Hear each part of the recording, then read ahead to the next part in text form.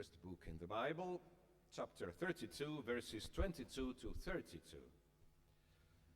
That night, Jacob arose and took his 2 wives, his 2 maids, and his 11 children, and crossed the ford of the Jabbok. He took them and sent them across the stream, and likewise everything that he had. And Jacob was left alone, and a man wrestled with him until the breaking of the day. When the man saw that he did not prevail against Jacob, he touched the hollow of his thigh, and Jacob's thigh was put out of joint as he wrestled with him. Then that man said, "Let me go, for the day is breaking." But Jacob replied, "I won't let you go unless you bless me." And the man asked him, "What is your name?" And he said, "Jacob." Then he said, "Your name shall no more be Jacob, but Israel, for you have striven with God and with man and have prevailed." Then Jacob asked him, "Tell me, I pray, your name." But he said, "Why is it that you ask my name?" And there he blessed him. So Jacob called the name of the place Peniel, saying, "For I have seen God face to face, and yet my life is preserved." The sun rose upon him as he passed Peniel, limping because of his thigh. Therefore, to this day, the Jews do not eat the sinew of the hip, which is upon the hollow of the thigh, because that man touched the hollow of Jacob's thigh on the sinew of the hip. Amen. Dear sisters and brothers, this Bible story is difficult to understand because different are the intentions of those who wrote it. Certainly more than one preacher of ancient Israel. In those days, in fact, it was quite normal to rewrite older tales according to current needs with the freedom that we no longer dare to allow. And it is even more difficult to believe this tale because nowhere else in the Hebrew Bible can we find such an intimacy or even such confusion between humanity and divinity. Dealing with the intentions.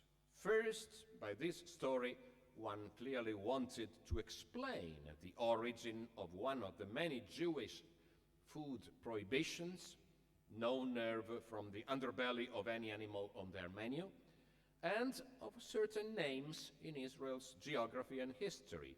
The Jabbok, meaning stream of the assault, Peniel, the name of the ford, which translated means God's face, and especially Israel, in the sense of the one who has wrestled with God, instead of God fights for his people, as the meaning of that name is commonly understood. A second clear intention is to exalt the figure of Jacob, son of Isaac and grandson of the great father Abraham, himself forefather of the 12 tribes of Israel. This was probably the intention of those who wrote the original core of this tale, which in turn echoed an even older, non-Jewish tale. A man crossing that ford comes across a divine being. Pagan peoples of ancient Near East believed that each ford was guarded by a particular demon, and defeating it forces it to transmit its power to him. Jacob, Israel, is so proclaimed an invincible hero to gods and men, in short, to anyone. But the intention of the story that may be of most interest to us is a third, less obvious, but far more important than the other two. That is, to preach God who delivers from fear. In the Hebrew Bible, as it has come down to us, there is no place for other gods or demons. The demon of the pagan tale therefore becomes the God of Israel because there is no other God but the Lord. Yet, how can a man like Jacob have wrestled face to face with God, laying hands on him to the point of defeating him and forcing him to come to terms? Is this not tremendous blasphemy? Dear sisters and brothers, it is the usual problem. We keep deluding ourselves that we have finally finished knowing God, that we can establish one and for all what God can and cannot do, what God can and cannot be. Our mind pretends to be so big that it can contain God, and instead of it, it is so small that it cannot recognize at first glance, here as elsewhere, the God who, before the famous, most perfect, almighty and eternal being, the creator and Lord of everything and everyone, is the perfectly human as a man. Is in fact presented in the first part of the story, and again at the end. It is the perfectly human God who taught us to call him Abba, which translated means Dad. You know, this is just a little part of Jacob's story. In short, Jacob, after 20 years of exile, serving his uncle Laban, whose 2 daughters he married, along with his entire family and possessions, is about to return to his homeland from which he had fled for fear of the vengeance of his twin brother Esau, to whom he had been up to no good. 20 years have passed, but Jacob is still tremendously afraid of his brother, and therefore he's doing everything to delay the meeting. In the evening, he made his people cross the ford with all his riches, offering them as a gift to Esau himself, to appease him, but he, Jacob, remains behind, as if blocked by the frightful belief that he cannot be forgiven by his brother, as will happen indeed. And night falls, and Jacob's fear, as with everyone, with the darkness of night, increases. And it is at this point that God assails Jacob, forces him to wrestle with him, tests his faith, his courage, his willingness to face the greatest challenge of his life.